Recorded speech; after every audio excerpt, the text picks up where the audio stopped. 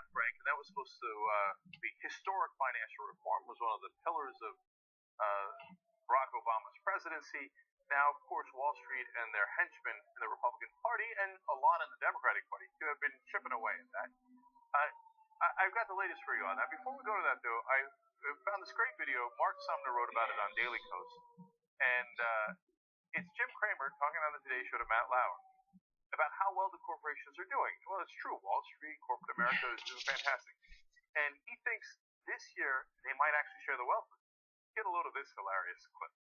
So are we going to see the year, we talk about this a lot, and we have in the past, will this be the year that Americans see a real raise in terms of their ability to have a good lifestyle? Yes, because this is a year where the companies have so much profit that it would be embarrassing if they didn't return some of the work. Embarrassing in the past. If it's going to happen this year, it would have been happened already. I'm lying about that, but I do think that there will be such great wealth and such success for so many companies in 2015 that don't be surprised if you get a raise you didn't ask for. Okay. No, this year it would be embarrassing if they didn't share the wealth. Don't be surprised if you get a raise you didn't ask for. No, I would be surprised. Go ahead, I give you permission to be surprised. Look at this nonsense they put on the air. This year it would be embarrassing all those other years and they still haven't done it. Isn't it amazing that if Jim Cramer is honest about what he's saying, that he has no idea how capitalism works? Executives don't think, wow, boy, this would be a little embarrassing, wouldn't it, if I took all the money again this year? Oh, I'll share it with you. I'll give you a raise this you didn't need or expect or that I thought I could get away with or couldn't get away with. No, they're going to keep the money again this year, Jim. I got bad news for you, because that's how it works. They're going to keep every single penny they can. Oh, God, that was embarrassing to look at, man. I know some of my executive friends are a little overpaid. Dios, Colin G, we're a little overpaid. But this year, seriously. And if it's not this year, don't do anything. Don't do anything rash, okay, like getting money out of politics. No. Let us keep bribing the politicians and suck all the money into our pockets. Speaking of which, let's go to what the Republicans are up to now. So now that they're in charge, first thing they're going to do is what? They're going to deregulate Wall Street. Wait a minute, I thought you guys were Tea Party populists and you were upset about the Wall Street bailouts. In fact, that was the reason the Tea Party got formed in the first place. Nonsense. No. The Republican Party is a bunch of posers. They're hacks. They're basically political prostitutes for the Wall Street bank. So here comes prime example of it. Representative Michael Fitzpatrick, Republican of Pennsylvania. He has proposed a bill called, this is hilarious and Orwellian, Promoting Job Creation and Reducing Small Business Burdens Act.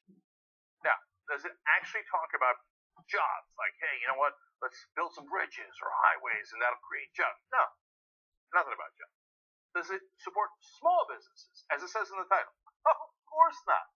This is to deregulate. It's an 11-point plan to deregulate the largest banks in the world. Okay, so what part of J.P. Morgan or Goldman Sachs is a small business? Because this isn't for small business. This is to give giant breaks to the wealthiest corporations in the world. Okay, so what does it do? For example, it delays the Volcker rule. The Volcker rule said that you can do trading on behalf of your clients. That's the point of a bank, right? An investment bank. You do trading on behalf of, and that needs to exist. There's nothing wrong with that. Well, the banks had been doing trading on their own behalf, proprietary trading, right? And so then they would do these risky trades, and then they go, oops, that blew up on us. Well, we took all the profits. Now you pay all the costs, as they did in 2008. So Dodd-Frank had put in the Volcker rule, named after former head of the Fed, Paul Volcker, who, by the way, was considered very, very conservative back in the day. Now the political spectrum has gone so far right-wing that they're like, Volcker, that liberal, appointed by Ronald Reagan, right?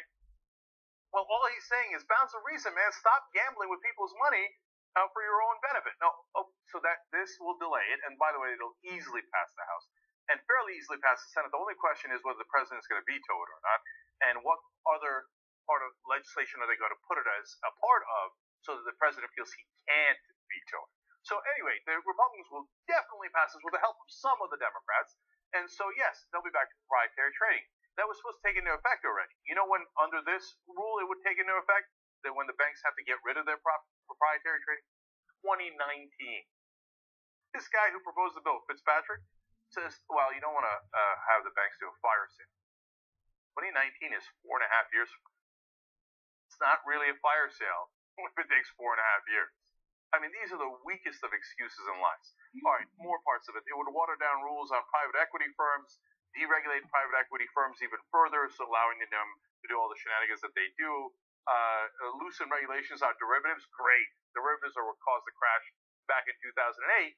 Let's loosen the regulations on them so you can take even more risk with those derivatives. And if that wasn't bad enough, weaken transparency rules, and also you can keep less collateral too. I mean, it's a murderer's row of horrible legislation that will clearly lead to the next crash. All the minor fixes we had done to prevent the next crash will now be yanked away. Banks have at it, okay? Now, I'm sure that our friend Michael Fitzpatrick, he's certainly not benefiting at all. I mean, I'm talking about money in politics, but he's not getting any money from the banks, is he, to propose this kind of legislation? Oh, look at this. Between 2013 and 2014, he received more than $310,000 in donations from the finance and banking sector, according to the Center for Responsive Policy. Money in, money out. He gets $310,000. They get billions of dollars of risky derivatives trading, which leads to hundreds of millions and oftentimes billions of dollars in profits for them. We get an economic collapse that we'll have to pay for. Money comes from somewhere. It's going to come out of our pockets, as it did in 2008. Now, just a little bit more details into the bill. Marcus Stanley explains he's for Americans for Financial Reform. It's absurd. It's getting on 5 years after the passage of the Volcker Rule, and the banks have still not actually been required to stop doing anything that they want to be doing. And anytime we get close to the point where they could, somebody comes in with an extension. It's exactly what's happening now. Huffington Post explains a little bit more details about the riskiness of this. Collateralized loan obligations, or CLOs, are complex contracts similar to the mortgage securities that crashed the economy in 2008. Create a CLO, banks package dozens of risky corporate loans together and then sell slices to investors. I mean, this is almost exactly what happened before the 2008 crash. And then they explain the Office of the Comptroller of the Currency, a major bank regulatory agency, warned in December that the corporate debt market is overheating and becoming increasingly dangerous. And in that time of danger, what are the politicians doing? Deregulating the banks further so that they can take even greater risks. Now, why are they doing this? In the end, of course, it always comes back to the bonuses of the bankers. So CNBC, of all places, had a really nice article about how strip clubs in New York are doing far better than they used to because the bankers are back with all their money. Car dealerships are doing better, bars are doing better. But on the issue of the car dealerships, they went and talked to some. A salesman, they explained, at a high-end car dealership in Manhattan that specializes in selling Bentleys, Rolls-Royce, and Lamborghinis that range from $100,000 to $500,000,